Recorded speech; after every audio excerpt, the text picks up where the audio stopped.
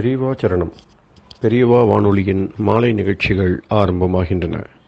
இன்றைய எமது நிகழ்ச்சிகள் நித்திய குரு பாதுகா பூஜா, ஸ்ரீ ரா கணபதி அவர்கள் எழுதிய புத்தகத்தின் ஒளிவடிவம், ஆன்மீக உரை, மகா பெரியவா மகிமை, உபன்யாசம். பெரியவா சரணம்.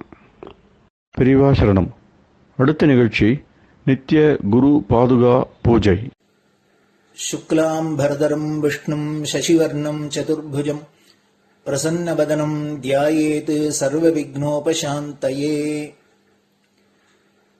ममोपात्त समस्त दुरितक्षयद्वारा श्री परमेश्वर प्रीत्यर्थं गुरुप्रसाद सिद्ध्यर्थं गुरुप्रीत्यर्थं गुरुपादपूजाम् अद्य करिष्ये। गुरुर्ब्रह्मा गुरुर्विष्णुर्गुरुर्देवो महेश्वरः गुरुः साक्षात् परब्रह्म तस्मै श्रीगुरवे नमः। अपार करुणासिन्धुं ज्ञानदं शान्तरूपिणं श्रीचन्द्रशेखरगुरुं प्रणमामि मुदान्वहम्। सदाशिवसमारम्भां शङ्कराचार्यमध्यमाम् अस्मदाचार्यपर्यन्तां वन्दे गुरुपरम्पराम्. எல்லோரும் குருவை பெரிவாளை தியானம் பண்ணிண்டு அர்ச்சனை பண்ணுவோம். அஷ்டோத்திரம். பெரியவா அஷ்டோத்திரம் பல அஷ்டோத்திரங்கள் இருக்கு. அதுல எளிமையா சுலபமா எது இருக்கோ அதை நான் இப்ப சொல்றேன்.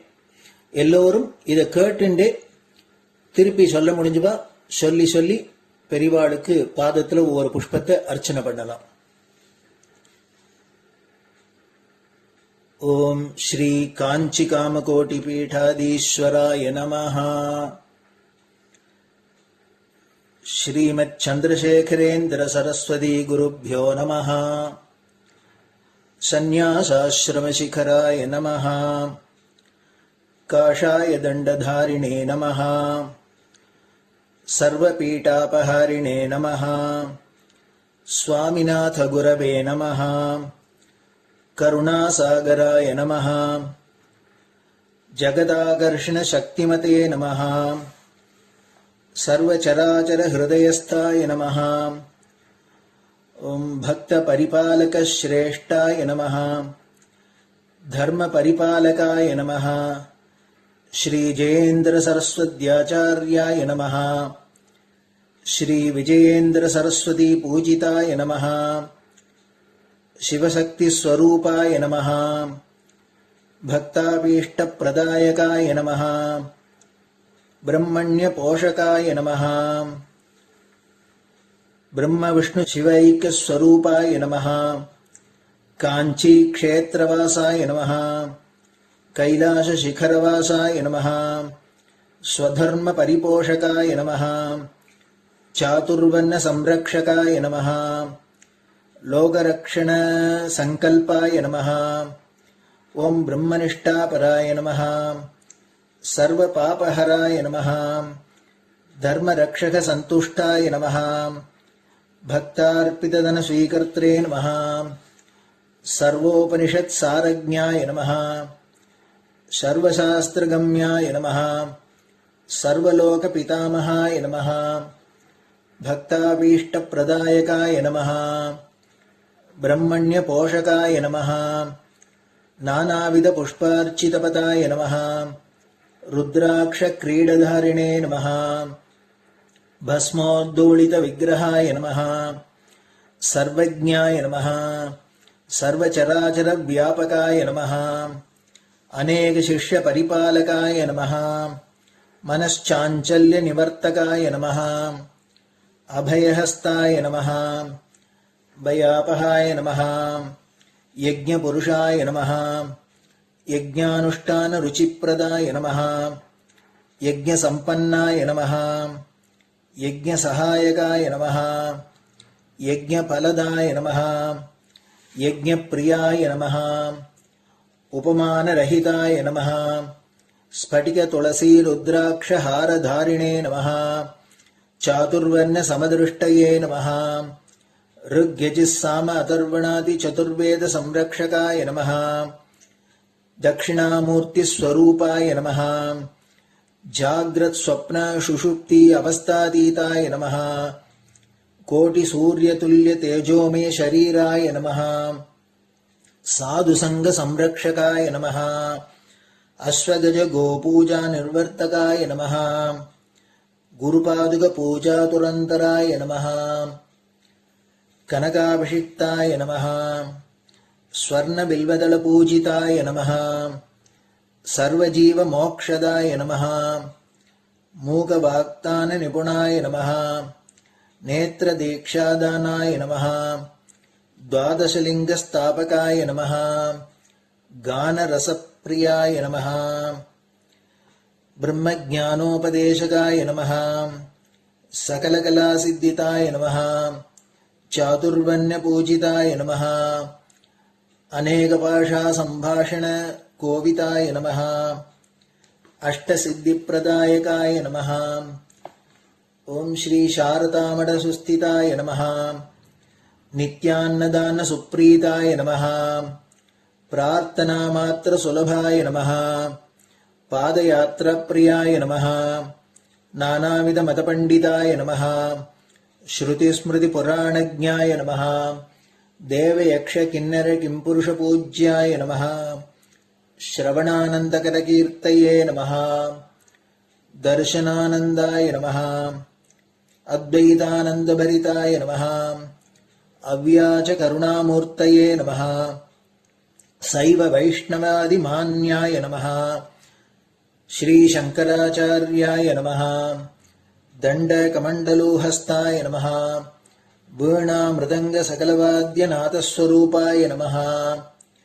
रामकथारसिकाय नमः वेदवेदाङ्ग आगमादिसकलकलासतस्प्रवर्तकाय नमः हृदयगुहाशयाय नमः शतरुद्रीयवर्णितस्वरूपाय नमः केदारेश्वरनाथाय नमः अविद्यानाशकाय नमः निष्कामकर्मोपदेशकाय नमः लघुभक्तिमार्गोपदेशकाय नमः लिङ्गस्वरूपाय नमः सालग्रामसूक्ष्मस्वरूपाय नमः कालड्यां शङ्करकीर्तिस्तम्भनिर्माणकर्त्रे नमः जितेन्द्रियाय नमः शरणागतवत्सलाय नमः श्रीशैलशिखरवासाय नमः डमरुकनादविनोदाय नमः वृषभारूढाय नमः दुर्मदनाशकाय नमः आभिचारिकदोषहर्त्रे नमः मिताहाराय नमः मृत्युविमोचकशक्त्याय नमः श्रीचक्रार्चनतत्पराय नमः दासानुग्रहकारकाय नमः अनुराधानक्षत्रजाताय नमः सर्वलोकख्यातशीलाय नमः वेङ्कटेश्वरचरणपद्मषट्पदाय नमः श्री महात्रिपुरसुन्दरी समेत श्री चन्द्रमौलीश्वर पूजाप्रियाय नमः श्रीमच्चन्द्रशेखरेन्द्र सरस्वती सद्गुरु परब्रह्मणे नमः गुरुभ्यो नमः परमगुरुभ्यो नमः परमेष्टिगुरुभ्यो नमः परात्परगुरुभ्यो नमः गुरुपरम्पराभ्यां नमः गुरुपादुकाभ्यां नमो नमः. அடுத்தது ஊதுபத்தி இருந்தா அதை காமிச்சு தூபம், நெய் தீபம் இருந்தா காமிச்சு அதை நெய் தீபம் தீபம் காமிச்சுட்டு நைவேத்தியம் வெத்தலைப்பாக்கு பழம் இதுலேருந்து ஆரம்பிச்சு அவளுக்கு எது சௌரியமோ அதுபடி நைவேத்தியம் பண்ணலாம். அதுக்கு அடுத்தது கற்பூர ஹாரத்தி பண்ணி எல்லோரும் பிரதட்சிண நமஸ்காரம் பண்ணி பெரியவாள்கிட்ட பிரார்த்தனை பண்ணிண்டு எல்லோரும் க்ஷேமமா இருக்கணும், லோகம் பரம மங்களமா சௌக்கியமா இருக்கணும், எல்லோரும் வியாதி வெக்க இல்லாத ஆயுராரோக்கிய ஐஸ்வர்யத்தோட சாந்தம் அமைதியோட ஞான வைராக்கியத்தோட எல்லோரும் நல்லவர்களாயிருந்து நன்மையை அடையணும்னு பிரார்த்தனை பண்ணி இந்த பூஜையை தினம் செய்யலாம்.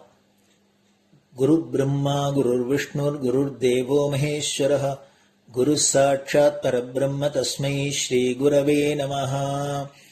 அபார கருணா சிந்தும் ஞானதம் சாந்தரூபிணம் ஸ்ரீ சந்திரசேகர குரும் பிரணமாமி முதான்வகம். சதாசிவசமாரம்பாம் சங்கராச்சாரிய மத்யமாம் அஸ்மதாச்சாரிய பர்யந்தாம் வந்தே குரு பரம்பராம். குரு பாத பூஜை நிறைவடைஞ்சது. பெரியவா சரணம். பெரியவா சரணம். பெரியவா வானொலியில் நேயர்கள் அடுத்து கேட்க இருப்பது ஸ்ரீ ரா கணபதி அவர்கள் எழுதிய புத்தகத்தின் ஒளி வடிவம். அளிப்பவர் ஸ்ரீமதி உமா சங்கர் அவர்கள். தேனினும் இனிய சொல்லான் தீச்சுடர் மேனி கொண்டான் ஊனுயிர்க்குயிரதான ஒன்றினைக் கலந்து நின்றான் ஏனினிக் கவலை நெஞ்சே இன்றுனக் அருள் செய்தான் இஞ்ஞானவான் காமகோட்டி நாதனை நம்புவோமே. ஜெய ஜெய சங்கர ஹரஹர சங்கர. மகாபெரியவாளின் உபன்யாசங்களை ரா கணபதி அண்ணா தெய்வத்தின் குரல் என்ற பெயரில் 7 பாகங்களாக தொகுத்து அளித்ததின் 7ஆம் பாகத்தின் அடுத்த பகுதி கோ சம்ரக்ஷணம், காப்பு விடுதிகள். முடிவாக சகல மக்களும் ஒன்று கூடி நடத்த வேண்டிய பணி என்னவென்றால், ஒரு பசு கூட வதைக்கு போகாமல் வயிறு ரொம்ப தீனி பெறவும் சுகாதாரமான கொட்டில்களில் வாசம் பெறவும் செய்வதுதான். இதற்காக கறவை நின்று போன பசுக்களுக்கென்றே ஆங்காங்கு காப்பு விடுதிகளை மக்கள் அமைத்து செவ்வனே பரிபாலிக்க வேண்டும். கறவை நின்ற பசுக்களை வைத்து காப்பாற்ற பிரியப்படாமல் இறைச்சி கூடத்துக்கு விற்கவிருக்கும் எல்லா சொந்தக்காரர்களிடமிருந்தும் அவற்றை வாங்கி இந்த விடுதிகளில் வைத்து காப்பாற்ற வேண்டும். போதிய பண்பாடில்லாத சொந்தக்காரர்களாயிருந்தால் அவர்கள் மாம்ச விலையையும் தோல் விலையையும் நினைத்து பேரம் பண்ணக்கூடும். அவர்களுக்கு பொறுமையாகவும் சாந்தமாகவும் இப்பணியில் உள்ள புண்ணியம் ஜீவகாருண்யம் இரண்டையும் எடுத்துச் சொல்லி நியாய விலைக்கோ இலவசமாகவோ விற்க செய்ய வேண்டும். பல மாட்டுக்காரர்கள் நிஜமாகவே ஏழைகளாக கஷ்டப்பட்டு கொண்டிருப்பார்கள். அவர்களிடமிருந்து இலவசமாக எதிர்பார்ப்பதற்கில்லைதான். எப்படியானாலும் அதிக விலை கொடுக்க வேண்டியிருக்கிறது என்ற காரணத்துக்காக ஒரு பசுவை கூட கொலை கூடத்துக்கு போகும்படி பண்ணிவிடக்கூடாது. விலைக்கு மாடு வாங்குவது, விடுதி அமைப்பது, தீனி போடுவது என்றால் நிரம்ப பணம் பிடிக்குமே. அதோடு மாடோ பாடோ என்று கிழமாடுகளை பராமரிப்பதென்றால் சரீர உழைப்பும் நிரம்ப தேவைப்படுமே. என்றால் இந்த பணியின் முக்கியத்துவத்தை பார்க்கிற போது பணமும் உழைப்பும் ஒரு பெரிசில்லை.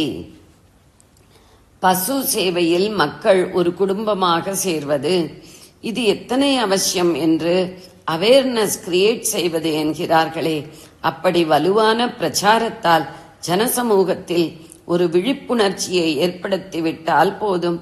இத்தகைய பெரிய ஜனத்தொகையுள்ள நம் தேசத்தில் தேவையான பணமும் திரளும், தொண்டர்களும் திரளுவார்கள் என்றே நம்புகிறேன்.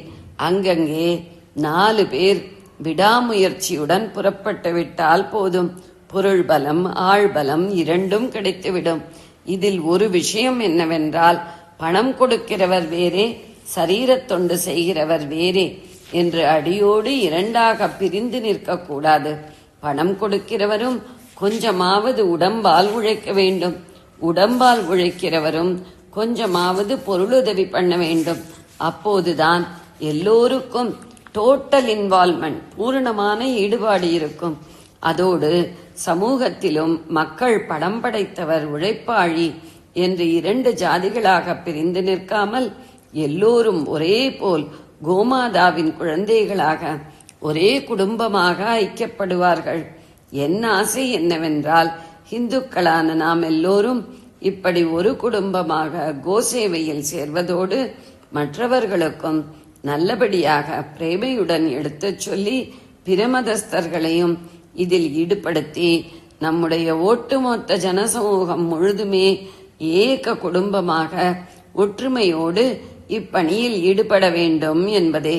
மதாபிமானம் என்பது ஒவ்வொரு மதஸ்தருக்கும் ஒவ்வொரு விதமாக இருக்கலாம். ஆனாலும் ஜீவ காருண்யம் என்பது சகலருக்கும் பொதுவானதாகையால் அந்த அம்சத்தை கொண்டு இந்த பணியில் இந்த நாட்டில் உள்ள அத்தனை மதஸ்தர்களும் ஒன்று சேர்ந்து தோள் கொடுக்க வேண்டும் என்பதே என் அவா. பேணுவது புண்ணியம், புறக்கணிப்பது பாபம். பசுவை பேணிக் காப்பது சர்வ பலன்களையும் அளிக்கும் பரம புண்ணியம்.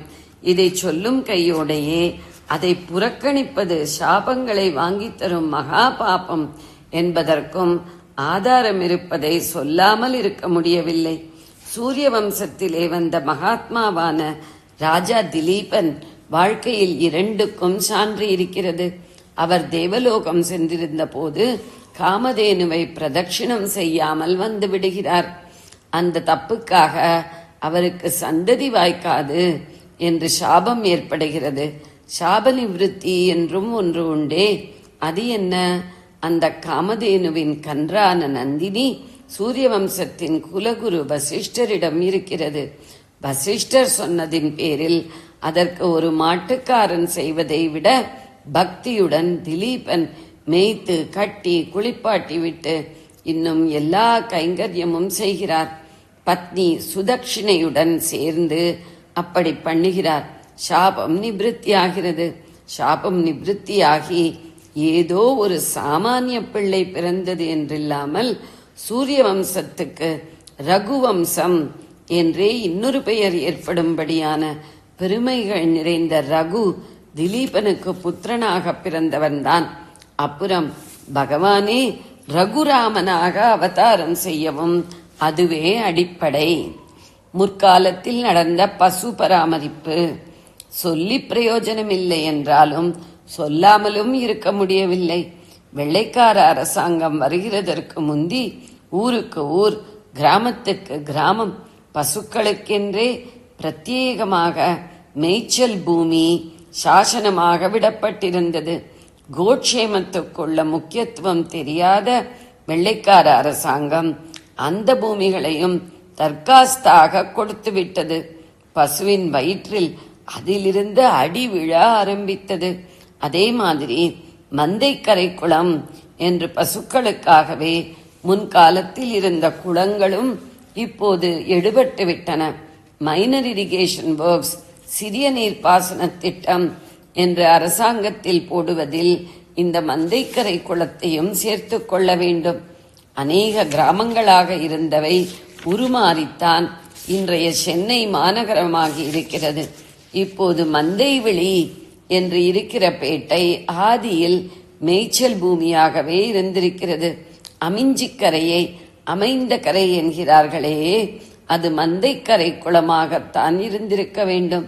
முன்னாளில் மாடுகளிடம் எத்தனை அபிமானம் காட்டி அதை ரட்சித்தார்கள் என்பதற்கு ஒரு சான்று சொல்கிறேன். மனிதர்களாக பிறந்தவர்கள் கடைத்தேறுவதற்காக செய்ய வேண்டிய தர்மங்களை எண் 4, அதாவது 32 அறங்கள் என்று சொல்லி இருக்கிறது. அதை இரட்டிப்பாக்கி 64 தர்மங்கள் என்றும் சொல்வதுண்டு. அவற்றில் ஒன்றாக ஆதியிண்டு குற்றி நிறுவுதல் என்பதை சொல்லி இருக்கிறது. அது என்ன? ஒரு கோவுக்கு உடம்பிலே அரிக்கிறது. நமக்கு எங்கே அரித்தாலும் நாம் கையை வளைத்து சொரிந்து கொள்கிறோம். கோவோ பின்னங்காலை கொண்டுதான் சொரிந்து கொள்வது. அப்போது சில இடங்களில் அரித்தால் அதற்கு சரியாக சொரிந்து கொள்ள வராது.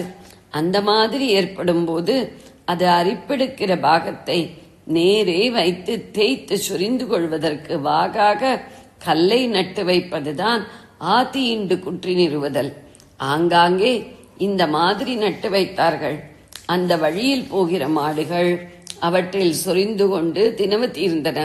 இப்படி சின்ன விஷயங்களை கூட பரம தர்மமாக நினைத்து கோவுக்கு செய்த தேசத்தில் நாம் அதை எலும்பும் கூடுமாக்குகிறோம், வதையாவதற்கு விடுகிறோம் என்றால் அது நமக்கு பெரிய அபக்யாதி. தேசிய செல்வம் கோசம்ரட்சணை பற்றி சொல்லும்போது பசுமடங்கள் என்ற கோசாலை நிறைய வைத்து போஷிக்கும் நம் பக்கத்து நகரத்தாருக்கும் பிஞ்சரா போல் என்று வைத்து நடத்துகிற வடக்கத்திக்காரர்களுக்கும் நன்றி சொல்ல மறக்கக்கூடாது. பழைய நாளில் கோவின் வயிற்றுக்கு யதேஷ்டமாக போடவே மேய்ச்சல் பூமிகளை பராமரித்தார்கள். டவுன் லைஃப் என்பது வந்துவிட்டதில் எங்கே பார்த்தாலும் தோட்டமா துறவா வயலா இல்லாமல் கட்டிடங்களும் ஆபீஸ்களும் ஆகிவிட்டன. இந்த உட்பாதத்தில் மனுஷனுக்கு அத்தியாவசியமான பிராணவாயுவுக்கே குறைபாடு வந்துவிட்டது என்று இப்போதுதான் அரசாங்கத்தார் கொஞ்சம் கண்ணை முழித்துக் கொண்டு அங்கங்கே காலி இடங்கள், பார்க்குகள், விளையாட்டு மைதானங்கள் இருக்க பண்ணுவதில் கொஞ்சம் முனைப்பு காட்டி வருகிறார்கள். நகரவாசிகளுக்கு இவற்றையே லங்ஸ், சுவாசகோஷம் என்று சொல்கிறார்கள். இந்த லங்ஸுடனேயே கோவின் வயிற்றுக்கும் இடம் தந்து அங்கங்கே மேய்ச்சல் பூமிகளும் ஏற்படுத்த வேண்டும். பசுவை தேசிய செல்வம் என்றே சொல்ல வேண்டும். பால் வற்றின பின்பும் அது செல்வம்தான். பால் வற்றினாலும் அது ஆயுஸ் உள்ள வரையில் சாணம் கொடுத்து கொண்டுதானே இருக்கிறது. அந்த சாணம் எருவாக பிரயோஜனப்படுகிறது. இப்போது புதிதாக கோபர் கேஸ் என்று அதிலிருந்தே எரிவாயுவும் எடுக்கிறார்கள். ஆனால் கோசம்ரக்ஷணம், பசுவின் பராமரிப்பு என்பது பொருளாதார முறையில் வரவுக்கும் செலவுக்கும் சரியாக ஈடுகட்டுகிறதா, லாபம் கிடைக்கிறதா என்றெல்லாம் பார்த்து மட்டும் நடக்க வேண்டிய வியாபார காரியம் அல்ல. முன்னேயே சொன்ன இந்த லௌகிகத்தோடு மட்டும் கோ நின்று விடாமல் தெய்வீக வைதிக சம்பந்தமுள்ளதாகவும் இருக்கிறது. லௌகிகத்தை விடவும் இந்த பெருமைதான் அதற்கு முக்கியமானது. ஆகையால் தாயை பராமரிப்பது போலவும் தெய்வத்தாயை பூஜிப்பது போலவும் கோ சம்ரக்ஷணத்தை நாம் நினைக்க வேண்டும். கோவின் மூலம் நாம் லௌகிகமாக பயன் பெறுவதை மட்டுமே கருத்தில் கொண்டு அப்படிப்பட்ட பயனை கொடுக்க அதற்கு சக்தி இல்லாமல் போகும்போது அடிமாட்டுக்காக விற்பதாக நடப்பதற்கு முற்றுப்புள்ளி வைத்தாக வேண்டும். ஜெய ஜெய சங்கர, ஹர ஹர சங்கர. பெரியவா சரணம். இந்நிகழ்ச்சியின் அடுத்த பகுதி நாளை மாலை இதே நேரத்தில் ஒளிபரப்பாகும். பெரியவா சரணம். பெரியவா சரணம். பெரியவா வானொலியில் நேயர்கள் அடுத்து கேட்க இருப்பது திரு கவிக்கண்ணன் அவர்களின் ஆன்மீக உரை. பெரியவா சரணம். ராம் ராம். ஸ்ரீ குருப்யோ நமஹ. ஜெய ஜெய சங்கர, ஹர ஹர சங்கர. பெரியவா வானொலி நேயர்கள் அனைவருக்கும், மகா பெரியவாவுடைய பக்தர்கள் அனைவருக்கும் அடியேன் கவிக்கண்ணனின் அன்பு கலந்த நல்வாழ்த்துக்கள். ராம் ராம். ஜெய ஜெய சங்கர, ஹர ஹர சங்கர. ஸ்ரீ குருப்யோ நமஹ. குருவருளும் திருவருளும். இன்னைக்கு நம்ம ஒரு புதுமையான ஒரு நிகழ்வை பற்றி பார்க்க போகிறோம். ஆழ்வார்கள்லேயே முதல் ஆழ்வார் அப்படின்னு சொல்லக்கூடியது நம்மாழ்வார். அவர் நம்மாழ்வார் ரொம்ப பெருமை மிக்கவர். அவர் கலியுகம் பிறக்கிறதுக்கு முன்னாடியே இருந்தார்னு சொல்லுவார். அப்புறம் கலியுகத்திலே இருந்திருக்கார் அப்படின்னு சொல்லுவார். அவர் 16 வயசு வரைக்கும் பேசவே இல்லை. திருக்குறுங்குடிங்கிற ஊரில் வந்து ஒரு புளிய மரத்துக்குள்ளே கொண்டு போய் அம்மா அப்பா வச்சுக்கிட்டா. நல்ல வம்சத்தில் வந்தவர் அவர். அவரை தேடிண்டு இன்னொரு ஒரு ஆழ்வார் ஒருத்தர் வடக்கேந்து அவர் வருவார். அவர் தேடின்னு வரும்போது இவர் வந்து ஒரு கேள்வி கேட்குறார். அந்த கேள்விக்கு அவர் அருமையான பதில் சொன்னதோட நிறைய பாடல்களும் முதல் அவர் பண்ணது தான் வந்து ஆழ்வார்கள் பாசுரங்களில் முதன்மையானது. அவர் தான் வந்து ராமானுஜர் பிற்காலத்தில் வரப்போகிறார், அவர் எப்படி இருப்பார்ன்ற ஒரு விக்கிரகத்தையும் கொடுத்தார் அப்படின்னு கதை சொல்லுவார். அதுதான் வழி வழியாக வந்தது அம்மனாச்சாரியார் வரைக்கும் அப்படின்னு சொல்லுவார். அவர்கிட்ட கேள்வி கேட்ட ஆழ்வாருக்கு பேர் மதுரகவி ஆழ்வார்னு பேர்.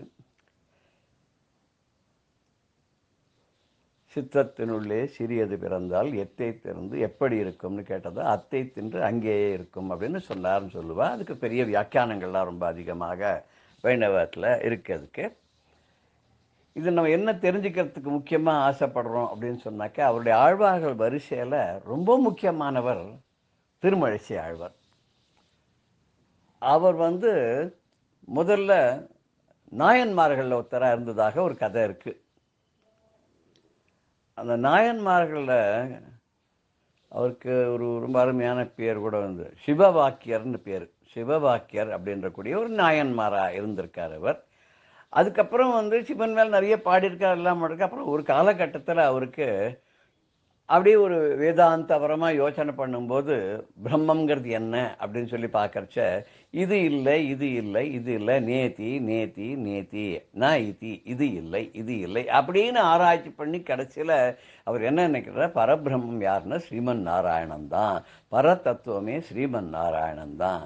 ஸ்ரீமன் நாராயணனுடைய பதக்கமலங்களை சரணம் அடைந்து விட்டோமானால் நம்முடைய எல்லா தீவினைகளும் போய்விடுகின்றன, நமக்கு நல்ல கதி கிடைக்கும்ன்றது அவருடைய சித்தாந்தம். அவர் அப்படி வர்றார் காஞ்சிபுரத்துக்கு பக்கத்தில். அப்படி வரும்போது திருமழிசை ஆழ்வாருடைய பாசுரங்கள் நிறைய இருக்கு.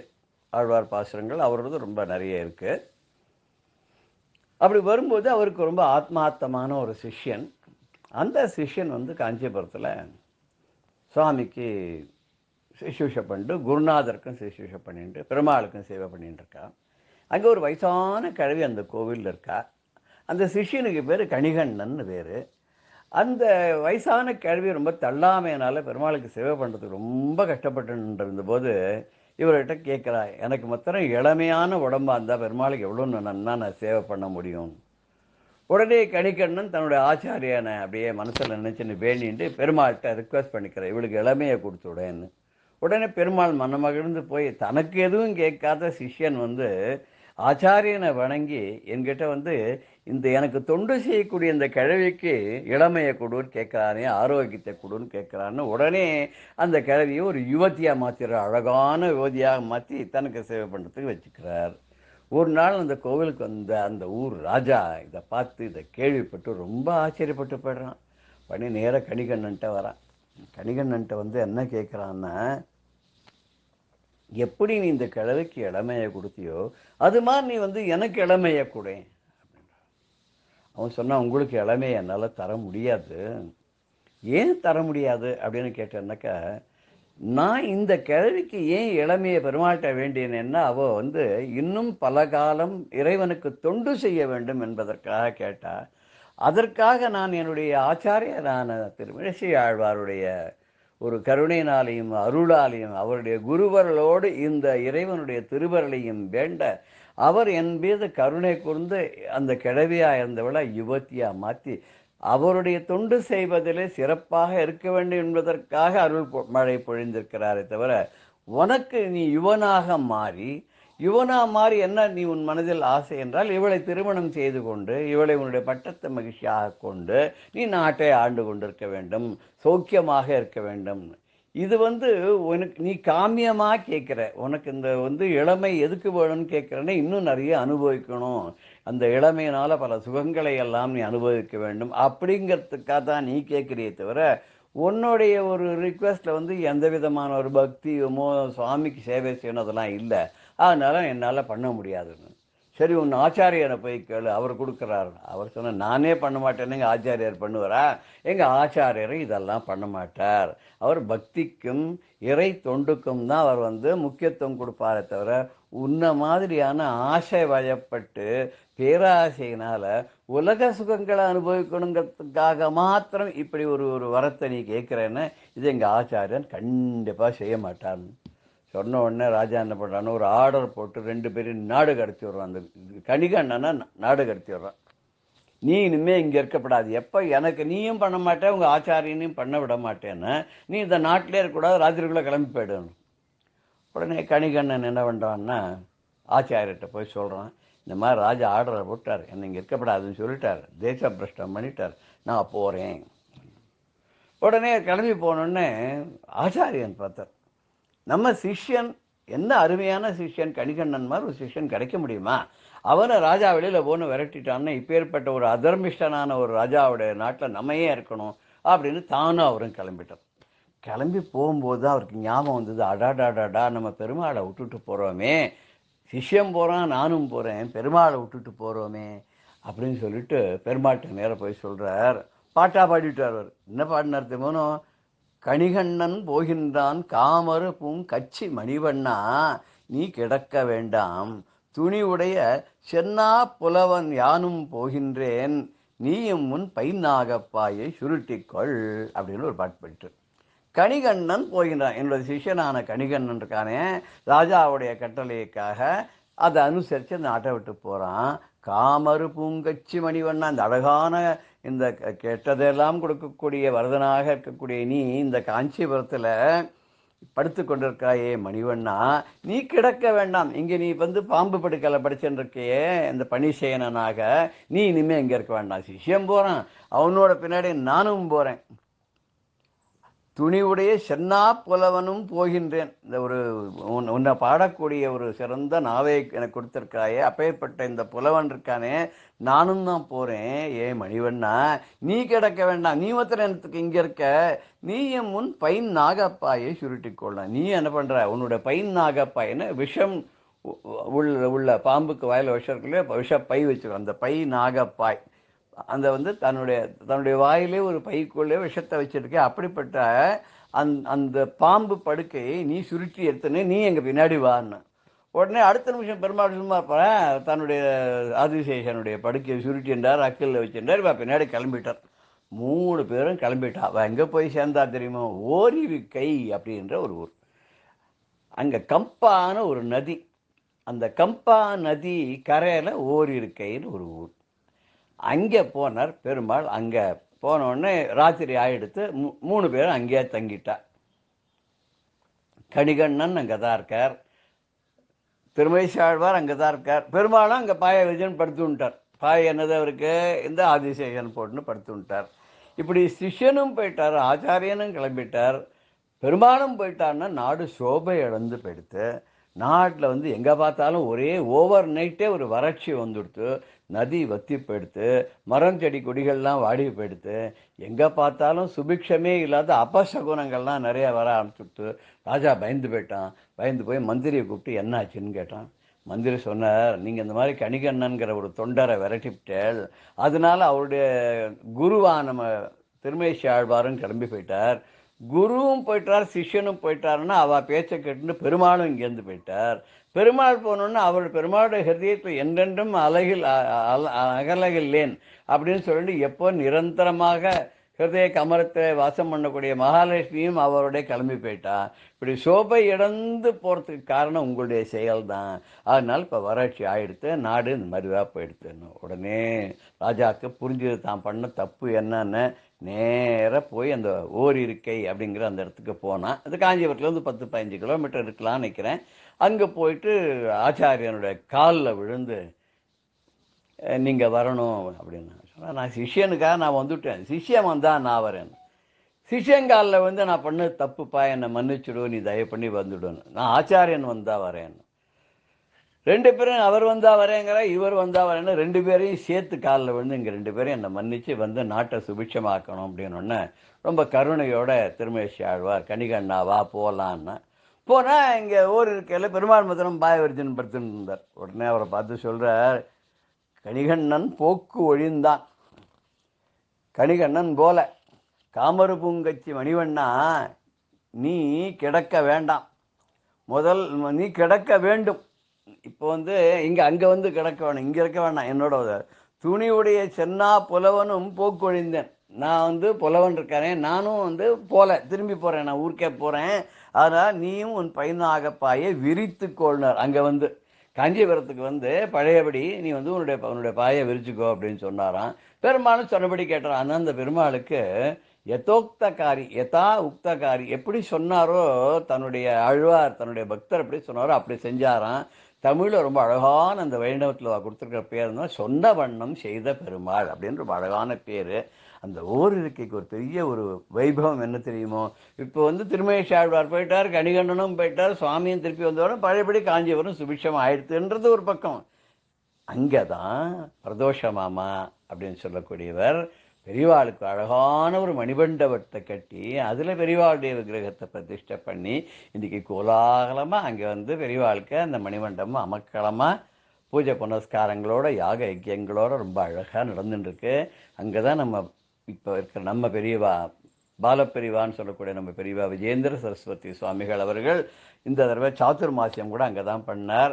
சாத்துர்மாசியத்தும் போது 60 நாட்களும் தினம் கச்சேரிகள், அது என்ன இது என்ன சதஸ் என்ன எல்லாம் பிரமாதமாக பெரிய பெரிய மகான்கள்லாம் வந்து மணி திரவிட் சாஸ்திரிகள், டாக்டர் ஆர்கேஎஸ்ஆர், இப்படி பல பல பெரிய பெரிய மகான்கள்லாம் வந்து அதில் கலந்துட்டு ரொம்ப சதஸ்லாம் ரொம்ப பிரமாதமாக நடந்து இன்றைக்கி ஓரிருக்கேன்னு உலகம் முழுக்க பேசப்படக்கூடிய ஒரு க்ஷேத்திரமாக அந்த மணிமண்டபத்தினால, மகாபெரிவாளுடைய மணிமண்டபம் அங்கே இருக்கிறதுனாலையும் அந்த பாடல் பெற்ற ஸ்தலமாகவும் இருப்பதனாலையும் திருமழிசை ஆழ்வார்னால் அது துவக்கி வைக்கப்பட்ட பெருமைக்குரிய க்ஷேத்திரமாக இருக்கிறதாக அந்த ஓரிருக்கையோட வைபவத்தை நம்ம சொல்கிறோம். இப்போ வந்து அந்த ஓரிருக்கைன்னு யாரும் சொல்கிறதில்ல, ரொம்ப சுருக்கி ஓரிக்கைன்னு தான் சொல்லிட்டு இருக்கா. அது உண்மையான பேர் ஓர் இருக்கை, ஓர் இரவு இருக்கை, அதான் ஒரிஜினல் பேர். ஓர் இரவு, ஒரு நாள் ராத்திரிக்கு அதை தன்னுடைய இருக்கையாக கொண்டார் பெருமாள், அதனால் அதுக்கு ஓர் இருக்கைன்னு பேர். அடுத்த நிகழ்ச்சியில் இன்னொரு மகானை பற்றி, அவருடைய சீடரை பற்றி நம்ம பார்க்குறோம். ஜெய ஜெயசங்கர, ஹர ஹர சங்கர், ஸ்ரீ குருப்பியோ நம. ராம் ராம். பெரியவா சரணம். இந்நிகழ்ச்சியின் அடுத்த பகுதி நாளை மாலை இதே நேரத்தில் ஒளிபரப்பாகும். பெரியவா சரணம். பெரியவா சரணம். அடுத்த நிகழ்ச்சி மகா பெரியவா மகிமை உபன்யாசம். வழங்குபவர் பிரம்மஸ்ரீ கணேச சர்மா அவர்கள். அபார கருணா சிந்தும் ஞானதம் சாந்தரூபிணம் ஸ்ரீ சந்திரசேகரகுரும் பிரணமாமி முதான்வகம். பெரியவா சதாராலேந்து யாத்திரையை தொடர்ந்து தூல் தேவ்ங்கிற இடத்துக்கு வந்தா. அந்த தூல் தேவ் அப்படின்னாலே பரமேஸ்வரனோட, அதாவது பஸ்மம் அப்படிங்கிறோம், தூளனம் அப்படிங்கிறோம், தூளனம் அப்படின்லாம் சொல்கிறோம். அதோட தேவன் யாரு? உடம்பு முழுக்கலும் சாம்பல பூஷின்னு இருக்கிறவன் பரமேஸ்வரன். அந்த பரமேஸ்வரன் கோவில் உள்ளிடம், அதனால அந்த ஊருக்கு பேரே தூல்தேவ் அப்படின்னு இருக்கு. அந்த தூல்தேவில் இருக்கிறதே அதுக்கு முன்னால தோக்கேமொடைங்கிற இடத்துல தான் பெரியவா அந்த ஊர் ஜனங்கள்லாம் ஆசைப்பட ஆலமரம் தன் கையால் நட்டா, அது பின்னால் இப்போ வளர்ந்து பெருசா இருக்குன்னு சொன்னோம். அந்த தூல்தேவில் இருக்கிறதே அந்த ஊர்ல இருக்கிற அந்த கிராமத்து ஜனங்கள்லாம் என்ன பண்ணினா பெரியவாள்கிட்ட ஒரு டான்ஸ் ஆடி காமிச்சா. அதாவது ஃபோக் டான்ஸ் அப்படின்பா, அந்த கிராமிய நடனம். அந்த கிராமிய நடனத்துக்கு அவளுக்கு பிரசிடென்ட் அவார்டு கிடைச்சிது. அந்த பிரசிடென்ட் அவார்டு கிடைச்சது சந்தோஷம். பெரியவாள்கிட்ட வந்து சொன்னா, அந்த டான்ஸை பெரியவா ஆடி பார்க்கணும் அப்படின்னா பெரியவா அவ டான்ஸ் ஆடுறத பார்த்தா.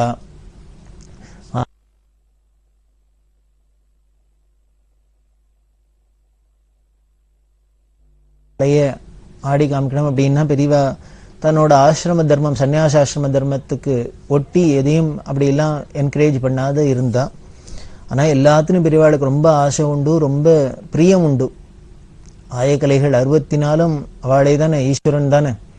அதனால எல்லாருமே தெய்வீக கலைகள் எல்லாத்துலேயுமே பெரியவாளுக்கும் பிரியம் உண்டு. இருந்தாலும் சிலது அந்த சன்னியாசம்ங்கிற ஆசிரமத்துக்கு உட்பட்டு சிலதெல்லாம் அவ வெளியில வெளிப்படையா பண்ணினது இல்லை.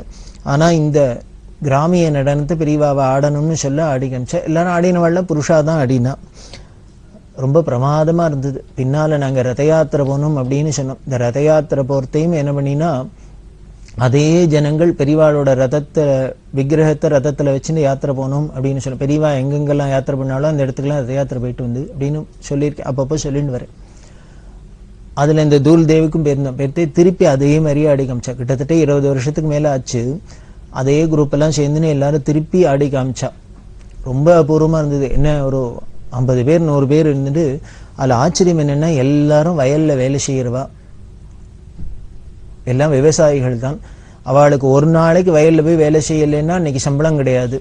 அப்படி இருக்கிறவா என்ன பண்ணினா அப்படின்னார், இந்த பெரியவாளுக்காக ஆடணும் அப்படிங்கிறதுக்காக தங்களுக்கு எல்லாரும் வயலுக்கு வேலைக்கு போகாத, சம்பளம் போனாலும் பரவாயில்ல அப்படின்னு பட்னி கிடந்தாலும் பரவாயில்ல பெரியவாளுக்கு கைங்கரியம் அப்படின்னு அந்த பாவத்தை பார்த்தா ஆச்சரியமா இருக்கு. ஏழைகள் ஏழைகள் அப்படிங்கிறோமோ அவளோட பக்தியும் பாவத்தையும் பார்த்தா அபூர்வமா இருக்கு, ஆச்சரியமா இருக்கு. முன்னமே பார்த்திருக்கோம், ஸ்ரீசைலம்ங்கிற இடத்துல செஞ்சூஸ்லாம் சேர்ந்துட்டு செஞ்சுங்கிற ஆதிவாசிகள்லாம் பெரியவாளுக்கு நடனம் நாட்டியம் ஆடி காமிச்சா அப்படின்னு. அது முன்னாலேயே நம்ம நிகழ்ச்சியில பார்த்துருக்கோம். அப்போ அவ சொன்னது என்னன்னா, பெரியவா கேட்குறா, இவ பாடினாலே இதுல என்னமா என்ன வெரைட்டி உண்டா, என்ன ஆடி காமிச்சா அப்படின்னா, அந்த செஞ்சு ஸ்ரீசைலம் செஞ்சு சொன்னா என்னன்னு, எங்களோட நெருங்கின உறவுகாரா வந்தா என்ன ஆடுமோ அதை ஆடினோம் அப்படின்னு சொன்னா அப்படிங்கிறத பார்த்தோம்.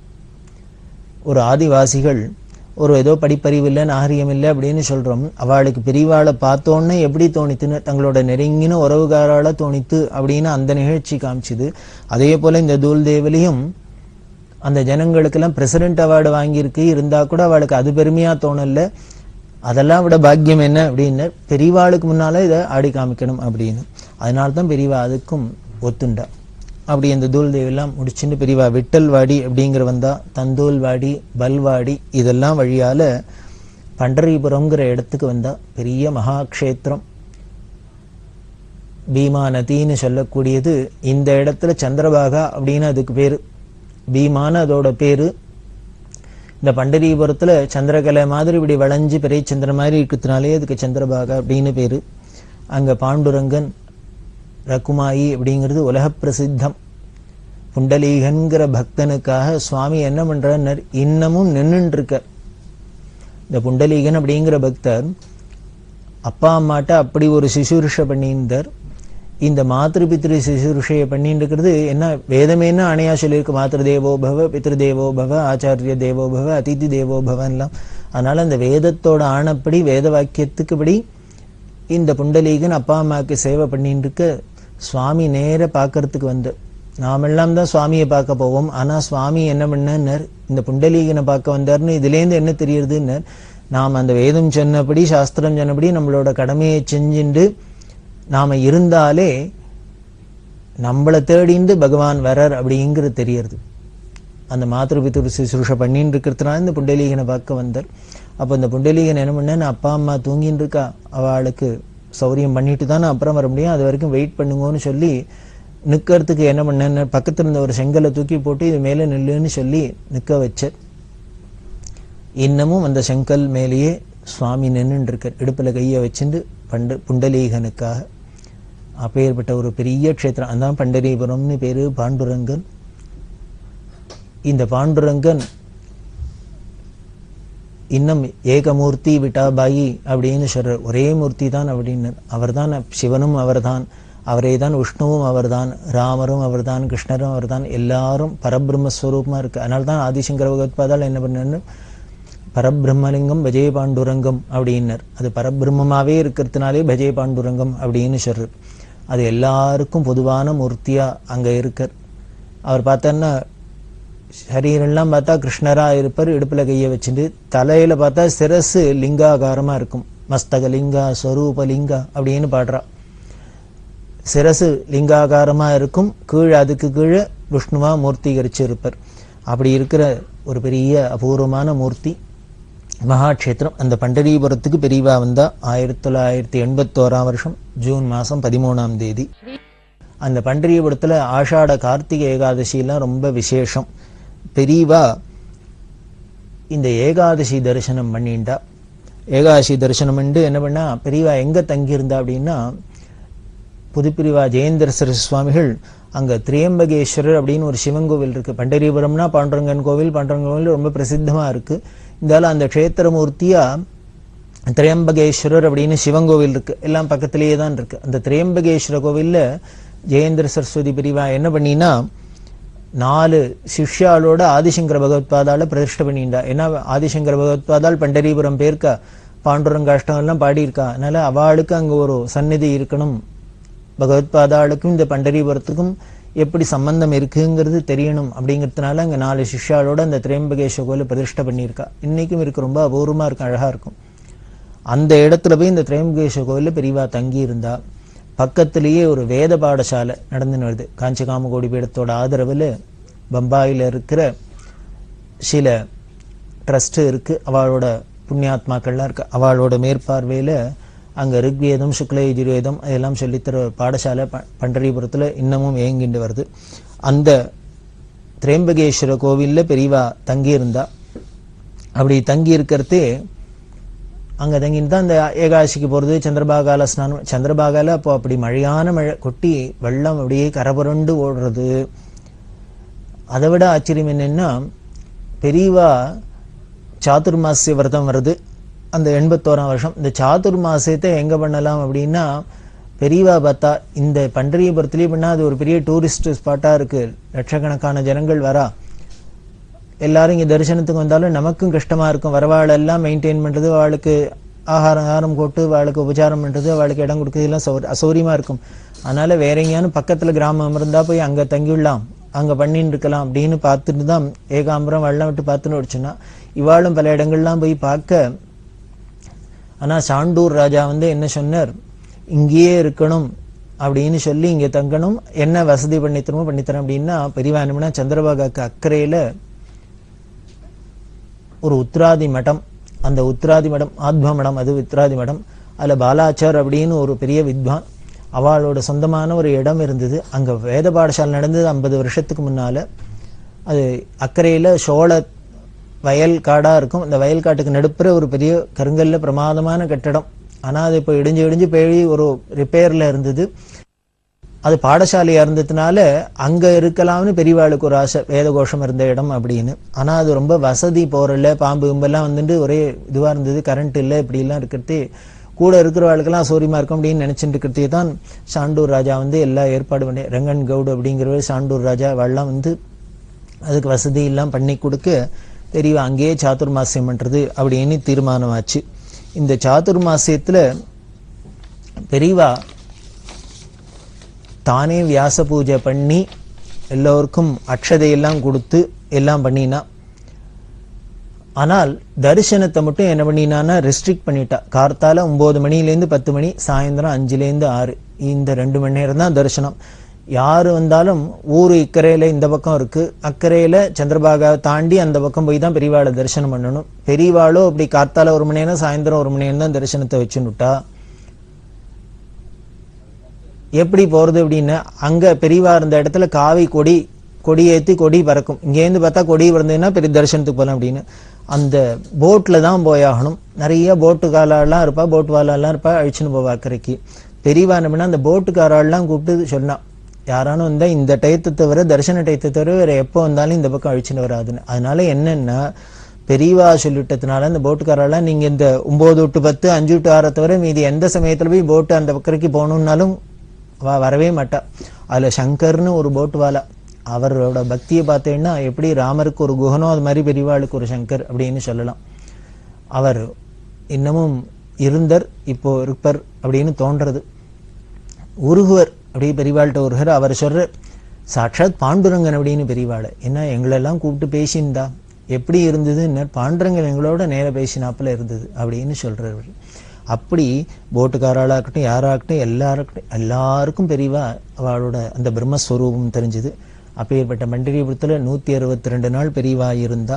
தஞ்சாவூர்லேருந்து ஒருத்தர் வந்தார், அவர் இன்ஜினியரிங் படிச்சிருந்தார், ரொம்ப வேதாந்தத்துல ரொம்ப பற்று இருந்தது, விரக்தரா இருந்தார். சன்னியாசம் வாங்கிக்கணும்னு பெரியவாள்கிட்ட உத்தரவு கேட்டார். பெரியவா காசியில போய் இருக்க சொன்னா.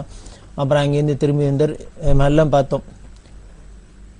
அதுல கடைசியில என்ன ஆச்சு, அவர் பெரியவா தரிசனத்துக்கு வந்த ஒரு இத்தாலியிலேருந்து வந்த ஒரு பெண்மணி யாரோ தரிசனத்துக்கு வந்தா, அவளோட இந்த தரிசனத்துக்கு வந்த இடத்துல இவருக்கு பரிச்சயம் ஏற்பட்டு, அப்புறம் கடைசியில போய் அவ 2 பேரும் கல்யாணம் பண்ணிட்டுட்டா. அது அப்படின்னு பேப்பர்ல வந்திருந்தது. இதை பார்த்துட்டு ஷாக்கா இருந்தது. பெரியவா ரொம்ப ஆச்சரியப்பட்டா அப்படின்லாம் பார்த்தோம். சன்னியாசம் வாங்கிக்கணும் அப்படின்னு விரக்தரா இருந்து கல்யாணம்லாம் வேண்டானவர் திடீர்னு கல்யாணம் பண்ணி போயிட்டார் அப்படிங்கிறது நிகழ்ச்சியை பார்த்தோம். இதுக்கு நேர் ஆப்போசிட்டா இன்னொரு நிகழ்ச்சி. பெரியவா பண்டரபுரத்தில் இருக்கிறதே ஒரு பெரிய வேத வித்வான், அவரோட மச்சினர். அவர் பெரியவாள்கிட்ட அடிக்கடி எப்பொழுதும் பெரியவா இருக்கிற இடத்துல இருந்து தரிசனத்துக்கு வந்தவர். அவருக்கு கல்யாணமாகி 2 குழந்தைகள் அப்படி இல்லாம இருந்தது. குடும்பத்தோட பம்பாயில இருந்திருந்தார். பெரியவாள்கிட்ட வந்தவர் ரிட்டையர் ஆயாச்சு. ரிட்டையர் ஆனதுக்கு அப்புறம் சன்னியாசம் வாங்கிக்கணும் அப்படின்னு கேட்டுட்டே இருந்தார். பெரியவா ஒன்றும் பதிலே சொல்லல, உத்தரவு கொடுக்கல. பல நாள் அவர் ஆசைப்பட்டுன்னு கேட்டு இருக்கார் பெரியவாள்கிட்ட. பெரியவா உத்தரவு கொடுத்து சன்னியாசம் கொடுக்கறதுக்கு ஏற்பாடு பண்ணும், சன்னியாசம் வாங்கிக்கணும் அப்படின்னு. ஆனா பெரியவா ஒன்றும் பதில் சொல்லாதே இருந்தா. இப்படி போற இடத்தெல்லாம் அவர் நிர்பந்தப்படுத்தினதுனால இந்த பண்டர்பூர்ல பெரியவா இருக்கிறதே பிரார்த்தனை பண்ணார். இப்போ பெரியவா சரி அப்படின்னுட்டு சன்னியாசத்திற்கு உத்தரவு கொடுத்தா. எங்க போயினா உகாரோ இங்கோ அந்த இடத்துல போய் இருக்கா, அவங்க சன்னியாசம் வாங்கிக்கலாம் அப்படின்னு சொல்லி அனுப்பிச்சா பெரியவா. அவர் போய் வாங்கிட்டு வந்துட்டார். இந்த சன்னியாசம் வாங்கிக்கிறதுக்கு முன்னால பெரியவா அவர்கிட்ட பல விஷயங்கள்லாம் பேசி எல்லாம் தீர்மானம் பண்ணிட்டு தான் அவர் பெரியவா கேட்ட கேள்விக்கெல்லாம் திருப்தியா பதில் சொன்னதுக்கு அப்புறம் தான் பெரியவா உத்தரவு கொடுத்துருக்கா. சன்னியாசமும் போய் வாங்கிண்டாச்சு. வாங்கிட்டு திரும்பி பெரியவா இருக்கிற இடத்துக்கு வந்தார். வந்து இருக்கலாம்னா திடீர்னு ஒரு நாளைக்கு என்னாச்சு, பம்பாயிலேருந்து அவரோட சம்சாரம் வந்துட்டா. இந்த சன்னியாசம் வாங்கிட்டவரோட சம்சாரம் அவர் குடும்பத்தோட முதல்ல பம்பாயில இருந்தார், உத்தியோகமா இருந்தார், ரிட்டையர் ஆனார், அதுக்கப்புறம் இங்க வந்தார் அப்படின்னு பார்த்தோம். அந்த அம்மா வந்துட்டா. அந்த அம்மா வந்தா அந்த அம்மாவுக்கு விஷயம் தெரிஞ்சது, தன்னோட புருஷன் சன்னியாசி ஆயிட்டார் அப்படின்னு. அது தெரிஞ்சோன்னா அந்த அம்மா ஷாக்கில் இங்க வந்து பெரியவாள்கிட்ட வந்து ஒரே சண்டை கத்துறா. முதல்ல தன்னோட அந்த முன்னால புருஷனா இருந்தவர் இப்ப சன்னியாசி இருக்கிற அந்த சுவாமிகிட்ட போய் சண்டை போடுறா. எப்படி நீங்க சன்னியாசம் வாங்கிக்கலாம், சம்சாரம் நான் இருக்கேன், பெரிய குழந்தைகள்லாம் இருக்கு, அதுவும் 2 பொன் குழந்தைகள், இந்த பொன் குழந்தைகளுக்கு யாரு கல்யாணம் பண்ணி வைப்பா, நான் ஒரு ஸ்திரீ மட்டும் தனியா இருந்து நீங்க சன்னியாசியா போயிட்டேன்னா யாரானும் நம்ம பொண்ணை கல்யாணம் பண்ணிக்கிறதுக்கு தான் இந்த குடும்பத்திலேயானு வருவாளா, இது பலவிதமான பிரச்சனைகள்லாம் எழுப்பும், அதனால நாங்க சாப்பாட்டுக்கு என்ன பண்றது அது இதுன்னு சொல்லிட்டு அவரோட சண்டை போடுறா. கூட பெரியவாள்கிட்ட கைங்கரியம் இந்த பார்த்து இந்த வாழ்க்கெல்லாம் ஒரு ஆச்சரியமா இருந்தது, என்னடா இது திடீர்னு இப்படி ஒரு சன்னியாசம் வாங்கிட்டு வந்தவருக்கு இப்படி ஒரு சோதனை அப்படின்னு. கூட இருக்கிறவாள்லாம் அந்த அம்மாட்ட ஏதோ சொல்லி பார்த்தா, சமாதானம் பண்ணி பார்த்தா, படுத்தி பார்த்தா, பெரியவா உத்தரவு பண்ணி தான் அவர் சன்னியாசம் வாங்கிட்டு இருக்கார், அதனால கவலைப்படாதீங்கோ அது இதுன்னு ஏதோ சொன்னா அந்த அம்மா கேட்கல, சண்டைக்கு போடுறா. இதை பார்த்துருந்தா பெரியவாளுக்கு ஆச்சரியமா இருந்தது. பெரியவாளுக்கு கொஞ்சம் கோபமே வந்துடுத்து இந்த சன்னியாசம் வாங்கிட்டவர் மேல. ஏன்னா சாஸ்திரம் சொல்றது இப்படி சன்னியாசம் வாங்கிக்கணும் அப்படின்னா மனைவி இருந்தா முதல்ல சம்சாரம் உத்தரவு கொடுக்கணும். அப்படி மனைவி இல்ல கல்யாணம் ஆகாதவாளா இருந்தாக்க தாயார்கிட்ட உத்தரவு வாங்கிக்கணும். இந்த தாயாரோ இல்ல சம்சாரமோ உத்தரவு கொடுத்தாதான் சன்னியாசம் வாங்கிக்கலாம். இத முதல்ல பெரியவா கேட்டா அவர்கிட்ட, இது மாதிரி கல்யாணம் ஆகிருக்கே உனக்கு, அவ குடும்பம்லாம் எல்லா சூழ்நிலையெல்லாம் பெரியவாளுக்கு எல்லாம் தெரியும், நீ உத்தரவு கேட்டேன்னா இவர் என்ன பண்ணே சம்சாரத்திட்ட சொல்லிட்டேன், அவளும் உத்தரவு சரின்னு சொல்லிட்டா அப்படின்னு வந்து இங்க சொல்லிட்டார். ஆனா சரின்னு சொல்லிட்டா அப்படின்னு இங்க சொல்லியிருக்காரு, ஆனா அந்த அம்மாட்ட சொல்லல போல இருக்கு. இது இப்ப தெரிஞ்சா என்ன பண்றது, இப்போ சன்னியாசமா வாங்கிட்டாச்சு. அந்த அம்மா இல்ல சன்னியாசத்தை விட்டுருங்கோ, விட்டுட்டு என்னோட வாங்கோ, பம்பாய்க்கு வந்து குடுத்தனம் பண்ணும் அப்படின்னு சொல்றா, சண்டை போடுறா. பெரியவாழ்கிட்டையும் மற்றவாழ்ல தரிசனத்துக்கு வந்துருக்கா, அவளோட பெரியவா இருந்துருக்கிறதுக்கு இந்த சுவாமியில ஓரமா வந்து உட்காந்துருக்கு. அப்படியாச்சு பெரியவா என்ன பண்ணா, அந்த ஏகாமரன் கைங்கரியம் பண்றவர் அவரை கூப்பிட்டு இந்த சுவாமியிட முதல்ல உள்ள அழிச்சுன்னு போனேன், அவரை உள்ள அழிச்சுன்னு போய் ஓரமா உட்காந்து வச்சிரும் அப்படின்னா, நீனும் உள்ளே இரு அப்படின்னு. உடனே இந்த சுவாமிகளுக்கு காவலா இவர் உள்ளுக்குள்ள போய் உட்கார்ந்து விட்டார். இந்த சுவாமியில உள்ள அழிச்சுன்னு போய் உள்ள உட்காந்து வச்சாச்சு. ஏன்னா இங்க வெளியில இருந்தா அந்த அம்மா சண்டை போட்டுட்டே இருக்கா, இதுக்கு என்ன இந்த பிரச்சனைக்கு எப்படி தீர்வு காண்றது. இப்ப சன்னியாசம் வாங்கிட்டாச்சு, கிரமமா சாஸ்திரோக்தமா சன்னியாசம் வாங்கி இனிமே இதை விட்டுட்டு திரும்பி அந்த சன்னியாசத்தை தியாகம் பண்ணிட்டு போய் திருப்பி குடுத்தனம் பண்ண முடியாது, அது மகாபாபம். அதனால பெரியவா இந்த பிரச்சனையை இப்போ சமாளிக்கிறதுக்காக அவரை உள்ளுக்குள்ள அழிச்சுன்னு போய் உட்காந்து வச்சுக்கோன்னு விட்டா. உட்காந்து வச்சுட்டா. மேட்டூர் ராஜகோபால் அப்படின்னு பெரியவாள்கிட்ட கைங்கரியம் பண்ணியிருந்தவர், பாலுன்னு கைங்கரியம் பண்ணி, ஸ்ரீகண்டன் இவாள்லாம் சேர்ந்துட்டு அந்த அம்மாவுக்கு எடுத்து சொல்லு அப்படின்னா இவாள்லாம் அந்த அம்மாவுக்கு அட்வைஸ் பண்ணினா. இப்ப நடந்தது நடந்துடுத்து. அவர் பெரியவாள்கிட்ட பெரியவா மேல தப்பு இல்லை, பல சந்தர்ப்பங்கள்ல கேட்டார், பெரியவா ஒன்னும் வாயை திறந்து பதில் சொல்லாதான் தான். இந்த தரம் அவர் ரொம்ப நிர்பந்தப்படுத்தி கேட்டார். மனைவிட்ட சொல்லிட்டேன், சம்சாரமும் இதுக்கு ஒத்துணுட்டான்னு சொன்னதுனாலதான் பெரியவா சன்னியாசத்துக்கு உத்தரவு கொடுத்தா. அதனால இப்ப சன்னியாசம் வாங்கிட்டாச்சு, இதை திருப்பி ஒன்றும் அழிக்க முடியாது, நீங்க கவலைப்படாதீங்கோ. அவரோ உத்தியோகத்துல இருந்தவர் ரிட்டையர் ஆனவர், பென்ஷன் வருது, அந்த பென்ஷன்ல நீங்க குடுத்தனம் பண்ணலாம். உடனே பெரியவா சொன்னா, அப்படி அந்த பென்ஷன் போறலைன்னா சொல்லு, நம்ம யார்ட்டையானு 4 பேர்ட்ட சொல்லி அவளுக்கு மாசம் மாசம் ஏதானு அனுப்பிச்சலாம். குடுத்தனத்துக்கு என்ன பண்ணணுமோ அதை பண்ண சொல்லலாம். இந்த குழந்தைகளுக்கு கல்யாணம் பண்ணணுங்கிறா, அவ்வளவுதானே, நம்ம அந்த பொறுப்பை எடுத்துக்கலாம். நம்ம எங்கேயான வரணும்னு பார்த்து நல்ல இடத்துல கல்யாணம் பண்ணி அந்த குழந்தைகளுக்கு என்ன பண்ணுமோ பண்ணலாம்.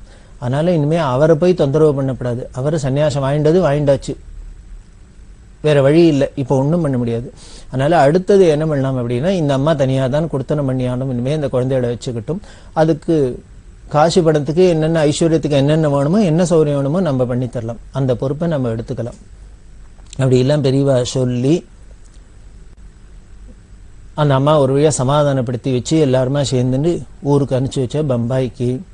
அந்த அம்மா கிளம்பி பெரியவாளை திருப்பி வந்தனம் பண்ணிட்டு நமஸ்காரம் பண்ணிட்டு போயாச்சு. அப்புறம் பெரியவா அவரை அழிச்சுன்னு வான்னு அந்த சுவாமிகளை அழிச்சுன்னு வந்தா பெரியவாளுக்கு ரொம்ப கோபம். கோச்சுண்டு, நீ இது மாதிரிலாம் சொன்ன, இப்ப என்ன ஆயிடுத்து பாரு அப்படின்னா அவரை உடனே அழுதர். அவருக்கு பெரியவாளை பார்த்தாலே பயமா இருக்கு, இப்ப என்ன பண்ணுவாளோ ஏது பண்ணுவாளோ அப்படின்னு. அப்புறம் பயந்து நடுங்கின்னு இருக்கிறதே பெரியவா என்ன பண்ணா அவர்கிட்ட கேட்டா, இப்ப என்ன பண்ண போற அடுத்தது, நீ திருப்பி பம்பாய்க்கு போறியா அப்படின்னு. அப்படின்னா என்ன அர்த்தம்? பம்பாய்க்கு போறியான்னா இப்போ சன்னியாசத்தை விட்டுட்டு போய் சம்சாரத்தோட குடுத்தனம் பண்ண போறியான்னு தானே அர்த்தம். உடனே அவர் அழுதுண்டே பெரியவாள்கிட்ட நமஸ்காரம் பண்ணி சொன்னேன், இல்லை இல்லை இல்லை, எனக்கு இதில் தான் ஆசை, சன்னியாசத்தில் தான் ஆசை. நான் அதனால இந்த ஆசிரமத்திலேயே இருக்கேன், எனக்கு பெரியவா அனுகிரகம் பண்ணணும் அப்படின்னு சொல்ல, அப்புறம் ஏகாம்பரம் அவள்கிட்டலாம் சொல்லி ஏற்பாடு பண்ணி இவரை காசியில் கொண்டு போய் இருக்க சொல்லு அப்படின்னு. காசியில் மடம் இருக்குது, சங்கர மடம் இருக்குது. இந்த சங்கர மடத்தில் போய் இருக்க முடியுமா அங்கே சொல்லி, கூட ஒரு பையன் விவேக்னு ஒரு பையன், அந்த பையனையும் பாதுகாப்பு காமிச்சு. ஏன்னா பெரியவா ரொம்பவே கேர்ஃபுல்லாக தான் எல்லாத்தையும் ஹேண்டில் பண்ணுவா.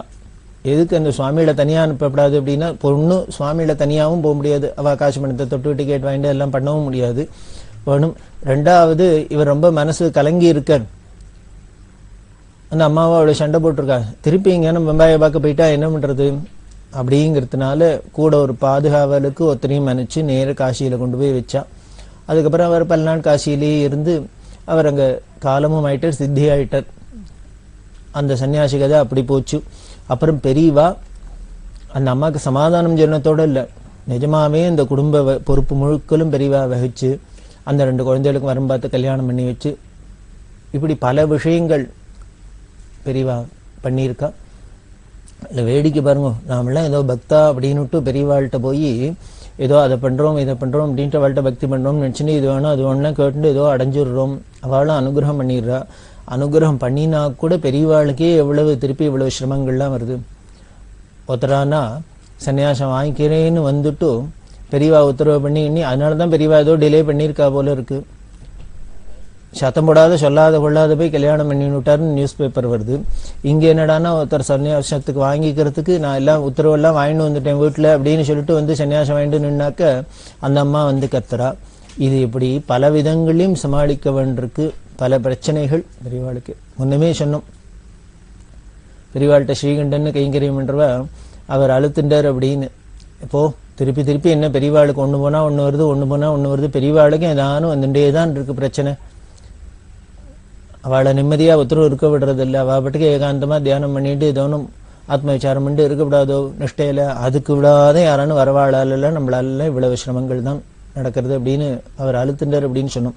அது எவ்வளவு வாஸ்தவம் அப்படின்னு சொல்லி இது மாதிரிலாம் வந்துருச்சுன்னா பிரச்சனை என்ன பண்ண முடியும்? இப்படி வரவாழ்கிட்டெல்லாம் ஒவ்வொருத்தையும் ஒரு பிரச்சனை. அதான் நம்மளோட பிரச்சனையை தீர்த்துக்கிறதுக்காக பெரியவாழ்கிட்ட போறோம் அப்படின்னா நம்ம பிரச்சனையை பெரியவா தீர்த்து வச்சுடுறா. ஆனா என்ன ஆயிடுது, பெரியவாளுக்கு பிரச்சனை வந்துடுறது. அவட்டுக்கு ஏகாந்தமா இருக்கக்கூடாதோ, இருக்க விடவில்லை.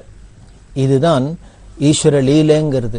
திரோதானகரீஸ்வரி அப்படின்னு அம்பாள் என்ன பண்றான்னு மாயத்தரையை போட்டு இப்படி இல்லாம உலகத்துல ஆட்டி படைச்சுட்டே இருக்கா. இந்த மாய வலைக்குள்ள மாட்டின்னு இந்த மாயத்திரையில மாட்டின்னு எல்லாருமே உழல்றாப்புல தான் இருக்கு. பெரியவா தான் ஈஸ்வரன் கையில அவளுக்கே இதெல்லாம் உழணும் அப்படின்னார். பெரியவா ஈஸ்வரன் தான், அவளே சாட்சாத் காமாட்சி ஸ்வரூபம் தான். இருந்தா கூட ஒரு மனுஷ சரீரத்தை தாங்கின்னு வந்துட்டாலும் இல்லையோ, ஒரு ராமாவதாரத்துல பாருங்கோ, கிருஷ்ணாவதாரத்துல பாருங்கோ, இப்படி எந்த அவதாரத்துல பாருங்கோ, அவதார புருஷர்களா இருந்தா கூட அவ ஈஸ்வரன் நாம இன்னைக்கு கோவில் கட்டி என்னெல்லாமோ கொண்டாடினா கூட அவளோட பர்சனல் லைஃப்ல பார்த்தேன்னா, அவளோட சரித்திரத்துல பார்த்தேன்னா பல பிரச்சனைகளை அவ சந்திக்க முடியுமா ஆயிருக்கு. அதுக்கு பல விதத்துல கஷ்டப்படுறாப்பெல்லாம் ஆயிருக்கு. இதுலேருந்து என்ன தெரியுதுன்னு, ஈஸ்வரனா இருந்தா கூட ஒரு மனுஷ சரீரத்துக்குள்ள வந்தா ஏதோ ஒரு சிரமங்களுக்கு ஆளாக வேண்டியிருக்கு அப்படின்னு தெரியுது. அப்படின்னா மனுஷாளா இருந்தா நமக்கு இருக்காதா? அதனால இதை கண்டு நாம பயப்படப்படாது, பின்வாங்கப்படாது. அதை எப்படி மீண்டு வர்றதுன்னு தான் பார்க்கணும். இப்படி பல நிகழ்ச்சிகள் தொடர்ந்து பார்க்கலாம். பெரியவா சரணம். இந்நிகழ்ச்சியின் அடுத்த பகுதி நாளை மாலை இதே நேரத்தில் ஒளிபரப்பாகும். பெரியவா சரணம். பெரியவா சரணம். அடுத்த நிகழ்ச்சி திருவாசக இன்னிசை. வழங்குபவர் ஸ்ரீ சத்குருநாத தேசிகர் அவர்கள். பெரியவா சரணம். திருச்சிற்றம்பலம். கோயில் மூத்த திருப்பதிகம். உடையாள் உன்றன் நடுவிருக்கும்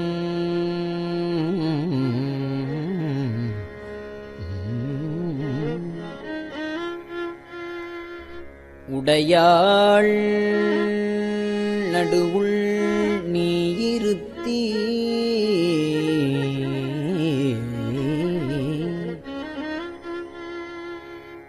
அடியேன் நடுவுள் இருவீரும் இருப்பதானால்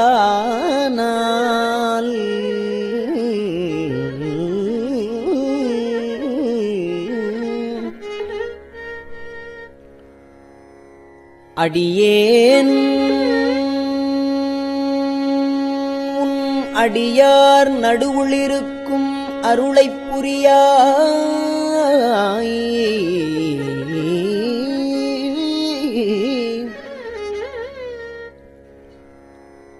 பொன்னம்பலத்து எம் முடியா முதலே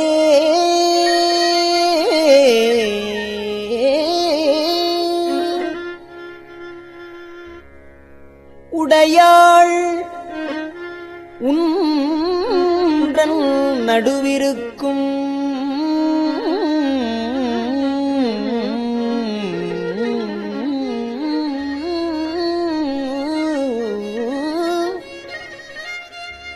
உடையாள் நடுவுள் நீருத்தி அடியேன் நடுவுள் இருவீரும் இருப்பதானால்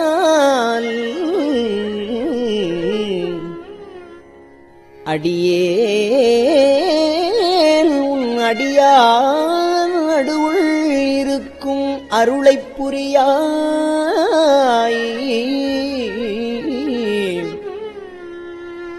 பொன்னம்பலத்து எம் முடியா முதலே என் கருத்து முடியும் வண்ணம் முன்னின்றே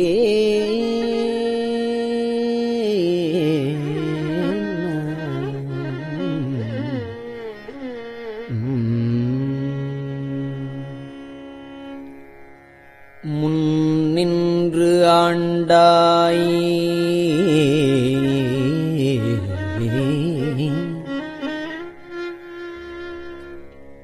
என்னை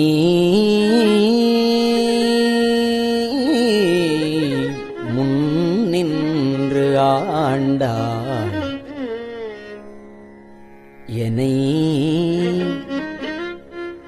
முன்னம் யானும் அதுவே முயல் உற்று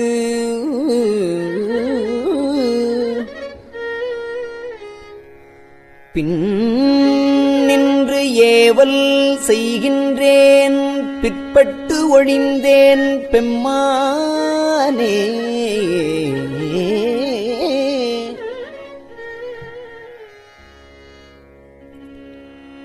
என் நின்று அருளி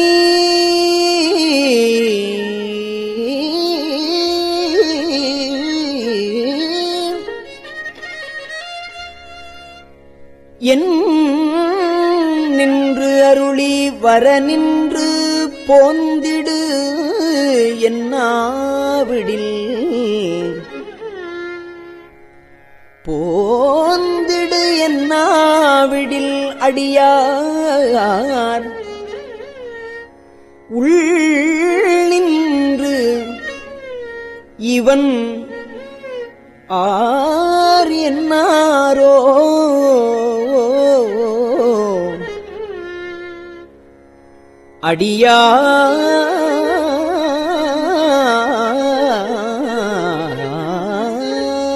அடியார் உள்ளின்று இவன் ஆறு இவன் ஆறு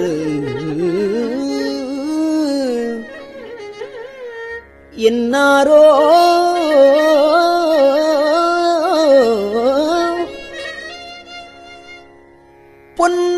பொன்னம்பலக்கூத்து உகந்தானே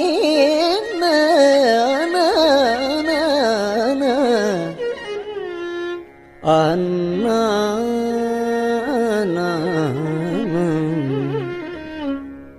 உகந்தானே அன்புடை அடிமைக்கு உருகா உள்ளத்து உணர்விலியேல் உகந்தானே அன்புடை அடிமைக்கு உருகா உள்ளத்து உணர்விலியேல் சகந்தான் அறிய முறையிட்டால் தக்கவாறு அன்று என்னாரோ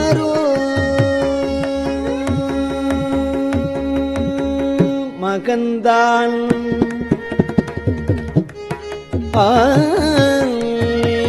மகந்தான் செய்து வழிவந்தார் வாழ வாழ்ந்தாய் அடியேற்கு உன் மகந்தான் செய்து வழிவந்தார் வாழ வாழ்ந்தாய் அடியேற்கு உன் முகந்தான் தாராவிடில் முடிவேன் அடியேற்கு முகந்தான் தாராவிடில் முடிவேன் பொன்னம்பலத்து எம் முழு முதலே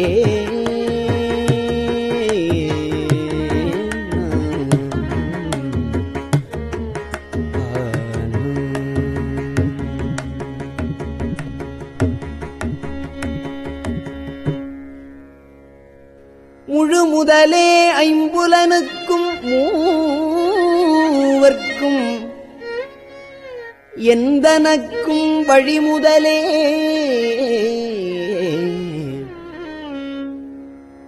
நின் பழ அடியார்த்திகள் வான் குழுமி பழ அடியார்த்திகள் வான் குழுமி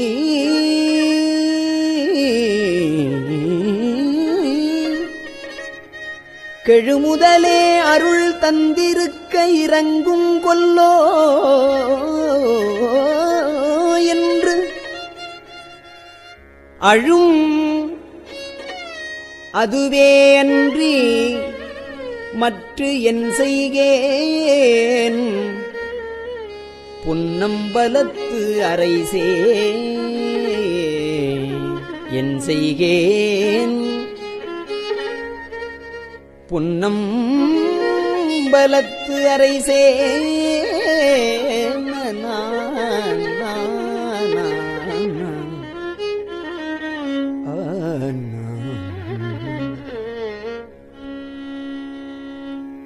அரைசே பொன்னம்பலத்து ஆடும் அரைசே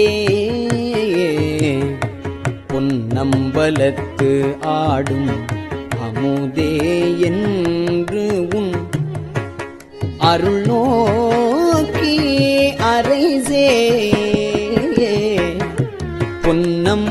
பொன்னம்பலத்தாடும் அமுதே என்று உன் அருள் நோக்கி இறைதேர் கொக்குத்து இறைதேர் கொக்கொத்து இரவு பகல் ஏசற்று இருந்தே வேசற்றேன் கரை சேர் அடியார் களி சிறப்ப காட்சி கொடுத்து உன் அடியேன்பால் பிறை சேர் பாலின் நெய் போல பேசாதிருந்தால் பாலில் நெய் போல பேசாது இருந்தால் ஏசாரோ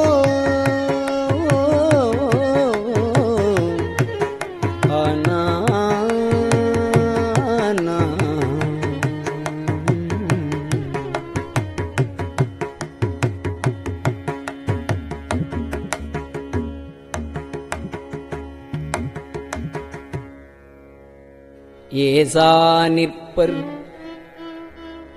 என்னை உனக்கு அடியான் என்று பிறர் எல்லாம் பேசா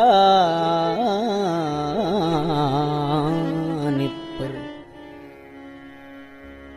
யான் தானும் பேணா நிற்பே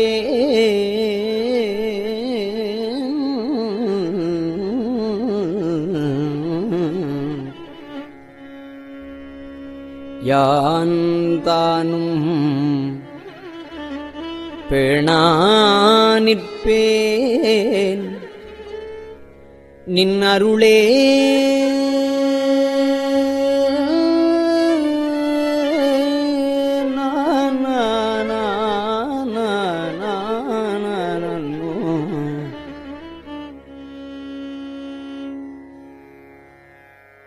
யான் தானும் பேணா நிற்பேன்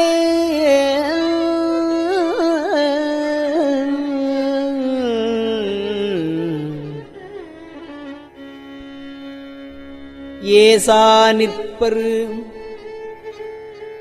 என்னை உனக்கு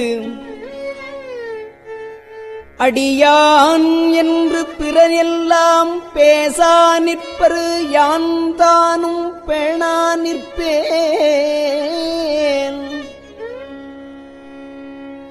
நின் அருளே தேசா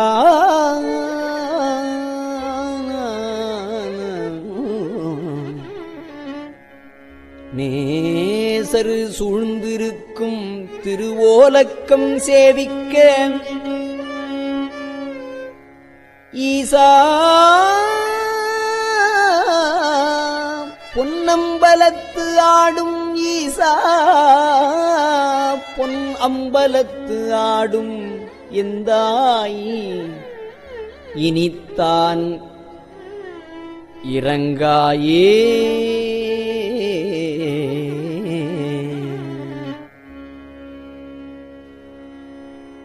தேசா நேசர் சூழ்ந்திருக்கும் திருவோலக்கம் சேவிக்க ஈசா பொன்னம்பலத்து ஆடும் ஈசா எந்தாய் பொன்னம்பலத்தாடும் எந்தாய் இனித்தான் இறங்காயே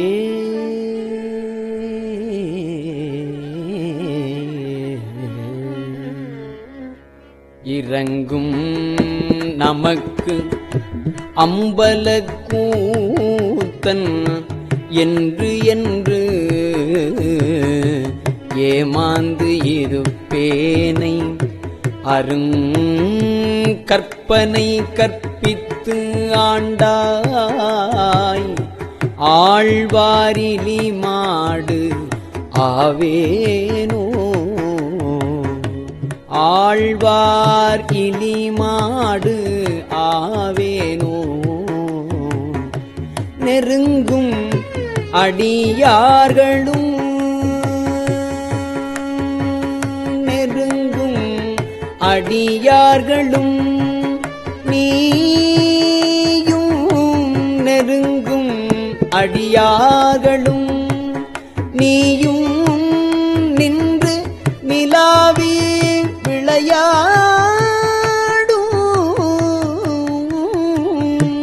மருங்கே சார்ந்து வர எங்கள் வாழ்வே வா என்று அருளாயே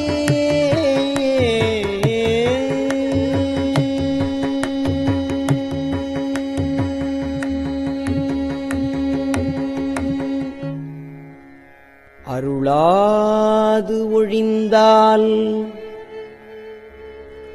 அடியேனை அஞ்சேல் என்பார் ஆர் இங்கு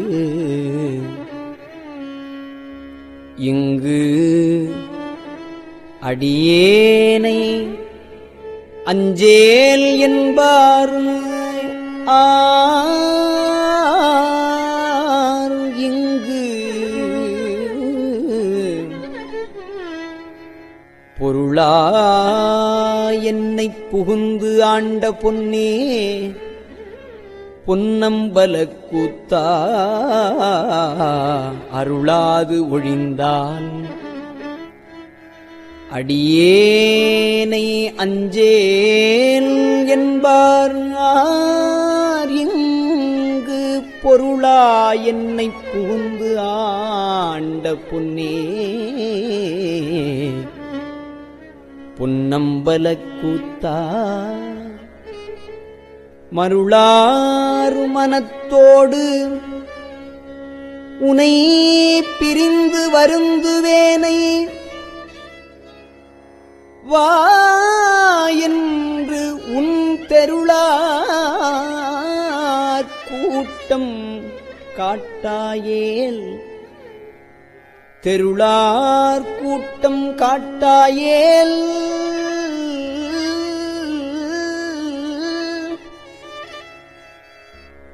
உனை பிரிந்து வருந்துவேனை வா என்று உன் தெருளார் கூட்டம் காட்டாயேல் செத்தே போனால் சிறியாரோ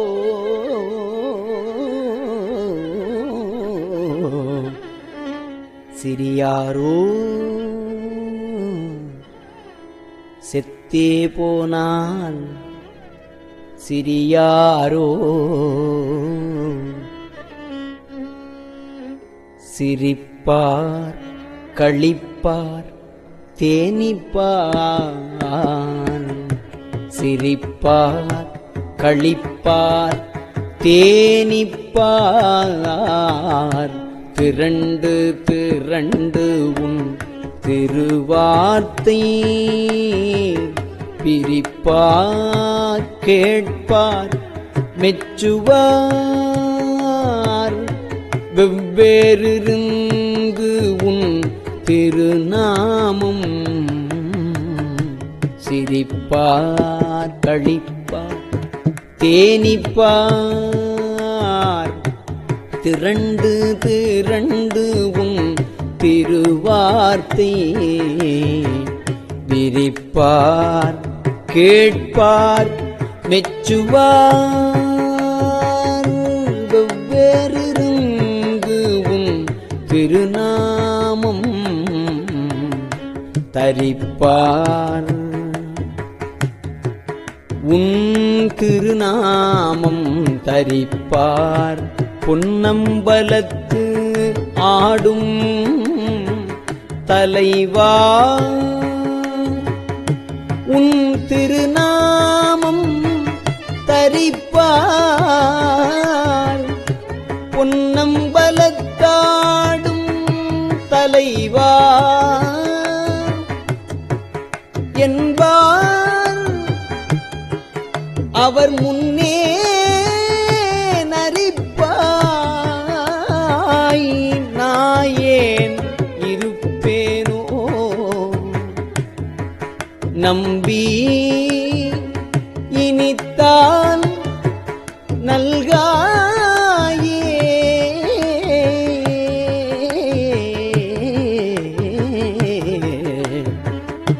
நல்காது ஒழியான் நமக்கு என்று உன் நாமம் பேதற்றி நயன நீர் மல்கா வாழ்த்தாவாய் குழறா வணங்கா மனத்தால் நினைந்து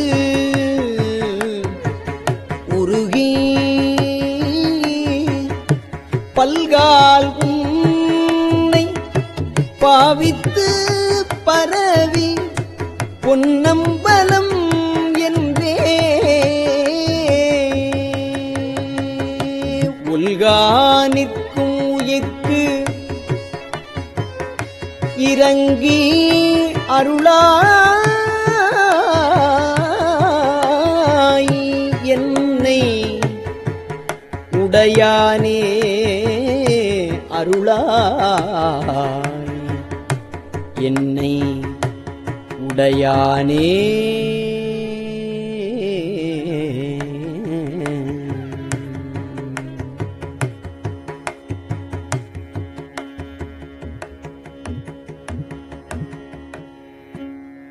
திருச்சிற்றம்பலம்.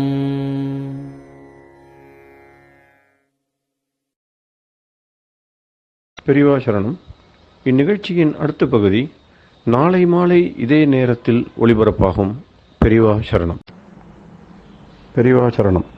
பெரியவா வானொலியின் இன்றைய நிகழ்ச்சிகளின் நிறைவாக திருப்பொன்னூசல் வழங்குபவர் சத்குருநாத தேசிகர் அவர்கள். பெரியவா சரணம். திருச்சிற்றம்பலம். திரு பொன்னூசல். மாதாடு பாகத்தன் உத்தரகோசமங்கை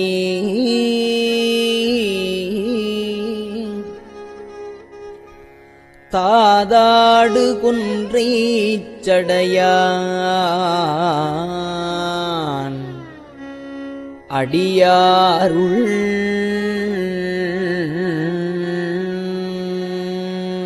கோதாட்டி நாயேனை ஆட்கொண்டு என் தொல்பிறவி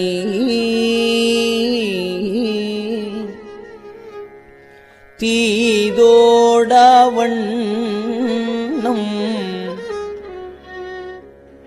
திகழ பிறப்பறுப்பான் காதாடு குண்டலங்கள் பாடி கசிந்து அன்பான்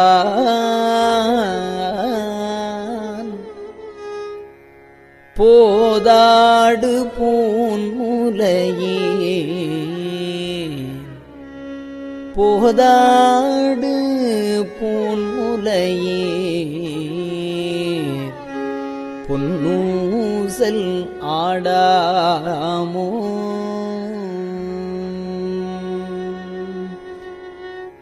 திருச்சிற்றம்பலம். கஞ்சிவய காமாட்சி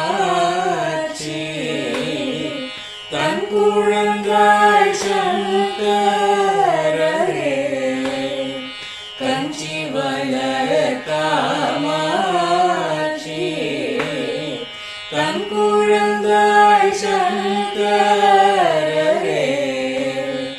குரு சந்திரசேகரரே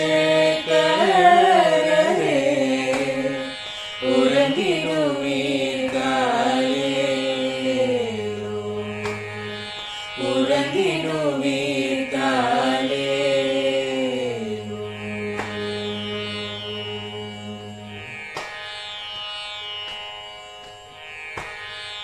ஆதிகுரு சங்கரராய் அன்றொரு நாள் வந்தவரே. 68 பீட்டபதி காலேலோ. ஏழுலகும் பூப்பவரே காப்பவரே கரப்பவரே எல்லோர்க்கும் அருள்பவரே உறங்கிடுவீர்களேலோ.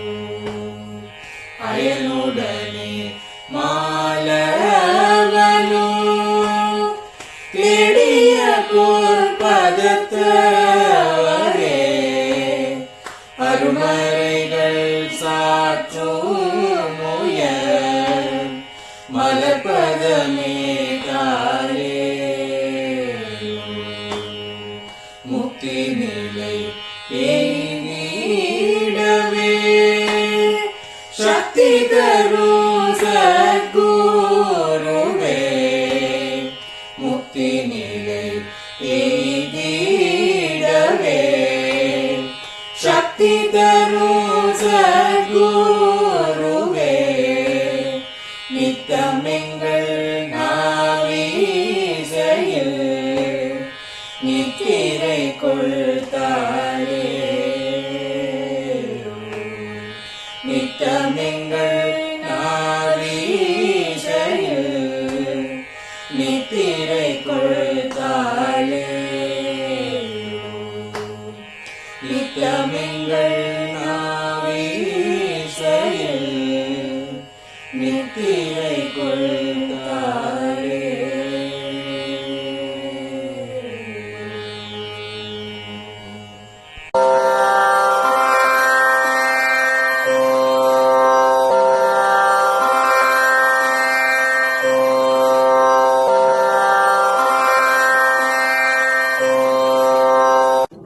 பெரியவாசரணம். பெரியவா வானொலியின் மாலை நிகழ்ச்சிகள் இத்துடன் நிறைவடைகின்றன. எமது அடுத்த ஒளிபரப்பு நாளை காலை இந்திய நேரப்படி 6 மணிக்கு துவங்கும். பெரியவாசரணம்.